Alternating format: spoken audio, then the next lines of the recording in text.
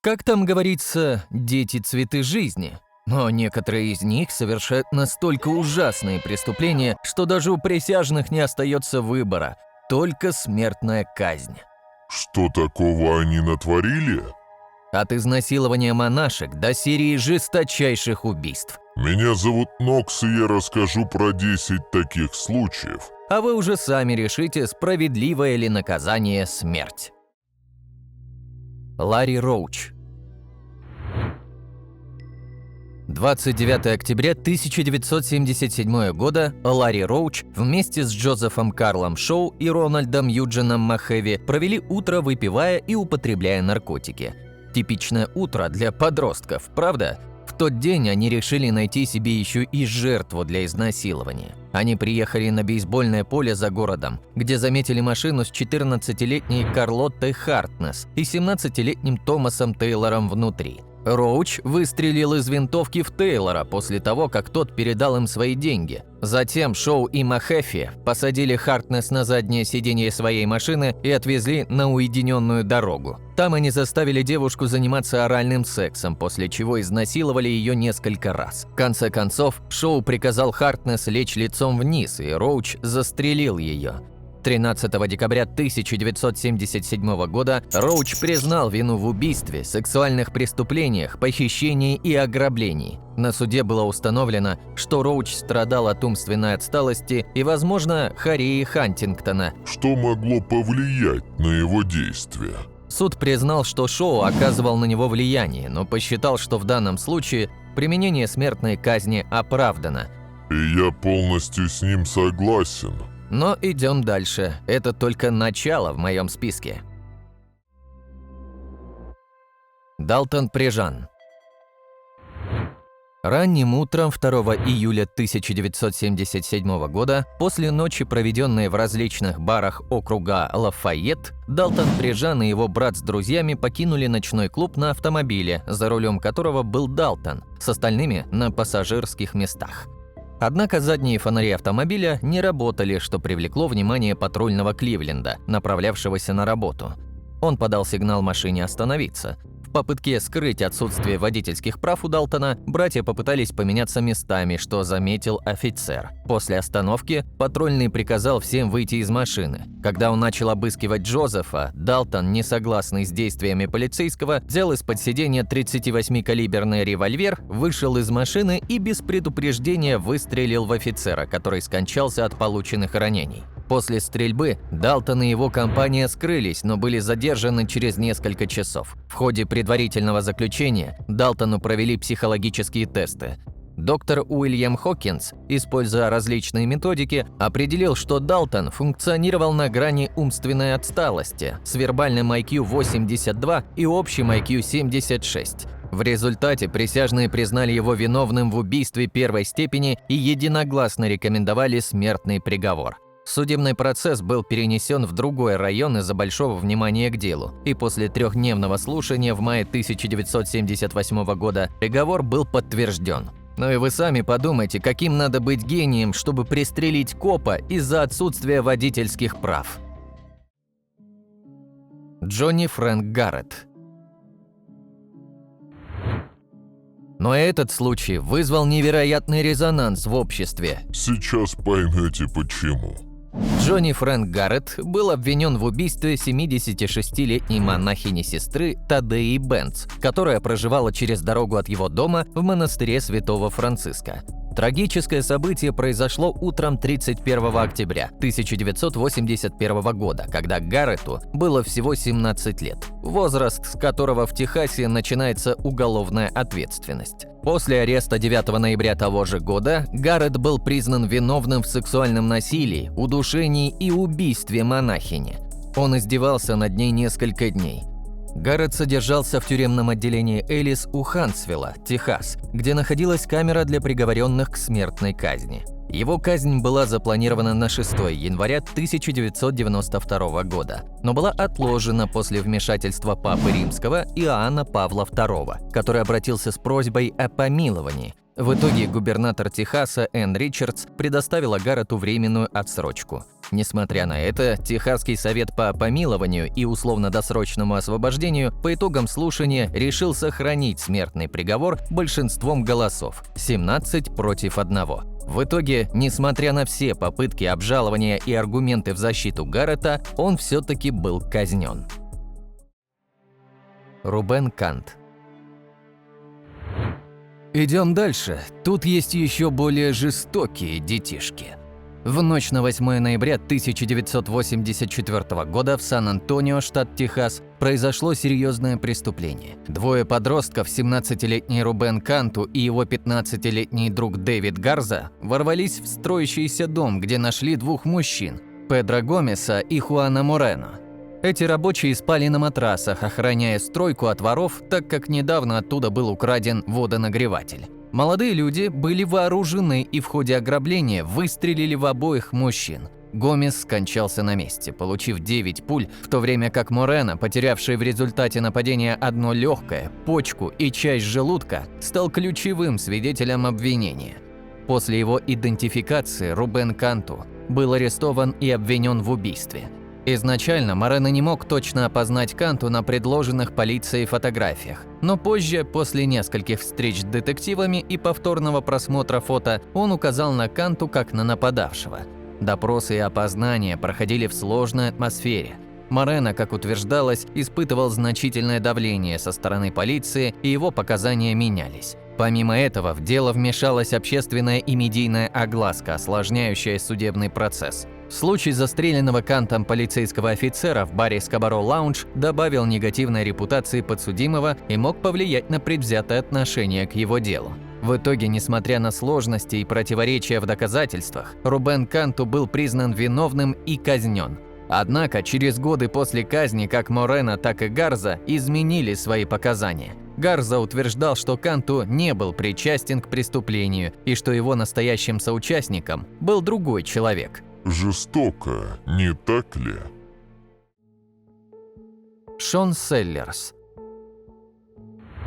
5 марта 1986 года в Оклахома-Сити произошло шокирующее убийство. Шон Селлерс застрелил своих мать и отчима, Вонду и Ли Белофатто, в их спальне. Селлерс, надев только нижнее белье, чтобы избежать попадания крови на одежду, сначала выстрелил в отчима. Звук выстрела разбудил его мать, и он выстрелил ей в лицо. Чтобы замести следы, Селлерс попытался организовать место преступления таким образом, чтобы создать впечатление, что убийство совершил вломившийся в дом злоумышленник. Селлерс также признал в убийстве Роберта Пола Бауэра в 1985 году. Бауэр был застрелен после того, как отказался продать Селлерсу пиво. Селлерс утверждал, что на момент совершения убийств он был практикующим сатанистом и верил, что его действиями управляет демон по имени Эзурате. Он множество раз читал сатанинскую Библию Антона Лавея и считал сатанизм честным образом жизни, который давал ему контроль над своей судьбой. Во время суда обсуждалась его зависимость от ролевой игры Dungeons and Dragons. Однако позже Селлерс отверг связь между игрой и своими преступлениями, заявляя, что использование его прошлого как примера последствий игры было иррациональным и фанатичным. Присяжные, однако, отклонили аргументы защиты, признали Селлерса виновным в множественных убийствах, приговорив его к смертной казни. Шака Санкофа. Шака Санкофа был казнен 22 июня 2000 года за убийство Бобби Гранта Ламберта. Оно произошло на парковке супермаркета в Хьюстоне. Санкофа, конечно же, настаивал на своей невиновности в этом преступлении на протяжении всего времени. Его арестовали после того, как новая жертва, 57-летняя женщина, которую он похитил и изнасиловал, смогла завладеть его оружием и вызвать полицию. Впоследствии он признал свою вину в вооруженном ограблении, но продолжал отрицать участие в убийстве Ламберта. Дело Санкофы вызвало широкий общественный резонанс и привлекло внимание многих влиятельных личностей и активистов. Они утверждали, что его осуждение основывалось в основном на показаниях одной свидетельницы, которая утверждала, что видела, как Санкофу убивал Ламберта на темной парковке. Эта свидетельница позже уточнила свои показания, заявив, что видела лицо Санкофы в течение нескольких минут, что противоречило ее первоначальному утверждению. На суде присяжные не услышали показаний других свидетелей, которые сомневались в том, что Санкофа мог совершить убийство, основываясь на его росте и других характеристиках.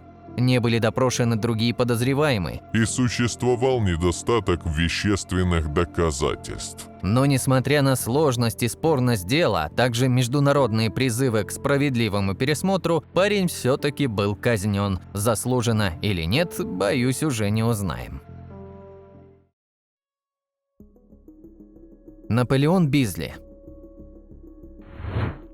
Наполеон Бизли – это американский убийца, который был казнен в Техасе 28 мая 2002 года за убийство 63-летнего бизнесмена Джона Латтига, совершенное в 1994 году, когда Бизли было всего 17 лет. События произошли 19 апреля 1994 года, когда Бизли дважды выстрелил Латтигу в голову в его гараже, пытаясь украсть его Mercedes-Benz. Во время нападения Бизли также стрелял в жену Латтига, но промахнулся. К счастью, она сумела выжить, притворившись мертвой.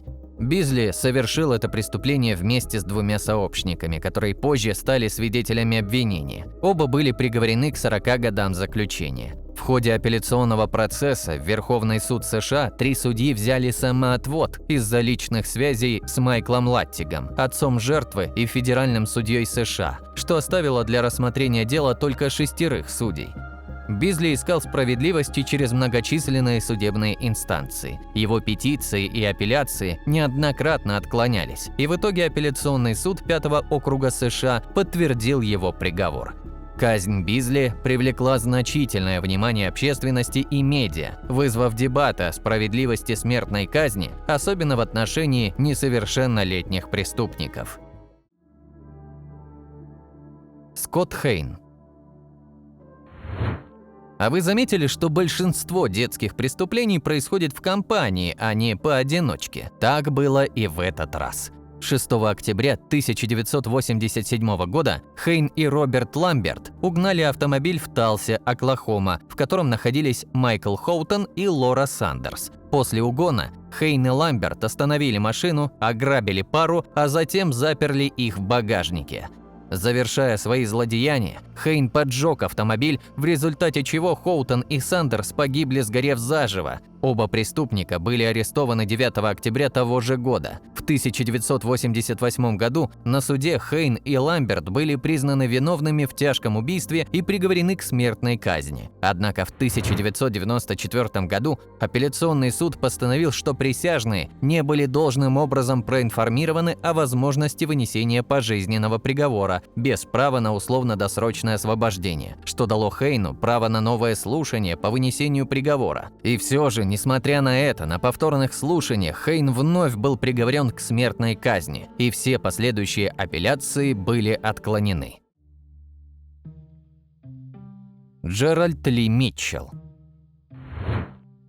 4 июня 1985 года в Хьюстоне, штат Техас, Джеральд Ли Митчелл совершил тяжкое преступление. Чарльз Анджело Марина вместе с 15-летним зятем Кеннетом Флемингом приехали в парк Линкольн-Сити в Хьюстоне с целью купить марихуану. Там Митчелл и еще один мужчина подошли к машине Марина, Транс АМ, и предложили продать им марихуану.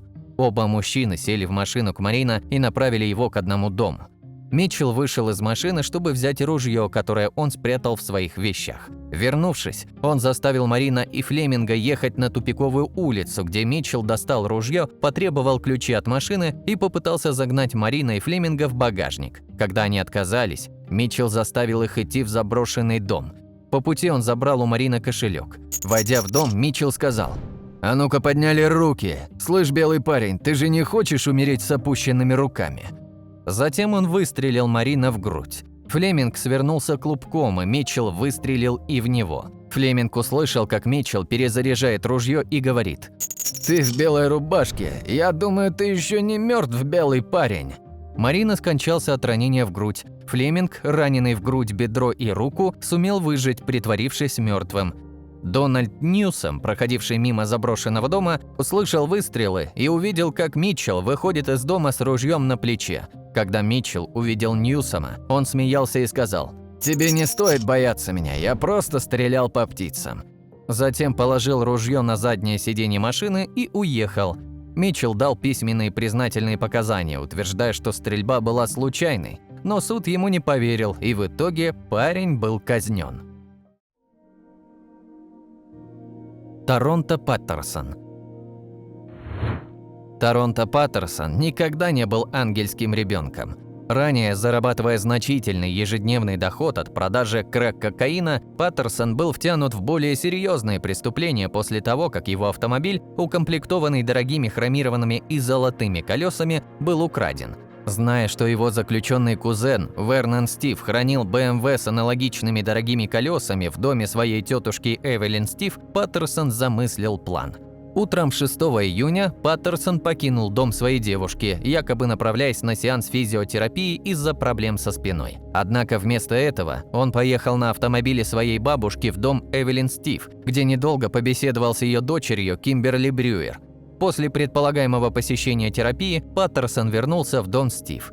Там он устроил настоящую бойню. Он застрелил Кимберли и ее двоих детей, 3-летнюю Олли и 6-летнюю Дженнифер, используя револьвер калибра 38. Каждая жертва была застрелена в голову, дети были убиты, один из них смотрел мультфильмы, а другой лежал на кровати. После убийства Паттерсон хладнокровно пошел в гараж, снял 3 колеса с BMW и загрузил их в автомобиль своей бабушки. Не сумев снять 4-е колесо, он ушел, не взяв из дома ничего ценного. Он вернулся в дом своей девушки в растерянном состоянии, срочно переоделся и признался другу, что совершил ограбление и убийство в попытке ограбить человека и забрать его колеса. 7 июня 1995 года на допросе в полиции Паттерсон представил 2 письменных показания. Сначала он попытался переложить вину на 2 ямайцев, утверждая, что именно они были стрелками, а потом все-таки выдал признательные показания. В итоге был казнен через смертельную инъекцию. Лично в моем понимании не должно быть разделения на возраст, и человек, который совершает ужасные преступления, должен знать, что ответит за них. Кстати, а если вам близка криминальная тема, вы умеете писать сценарии, монтировать видео или озвучивать ролики на разных языках, то пишите в нашего телеграм-бота, ссылочка будет в описании. Спасибо вам за просмотр, до встречи в следующих видеороликах И пока-пока.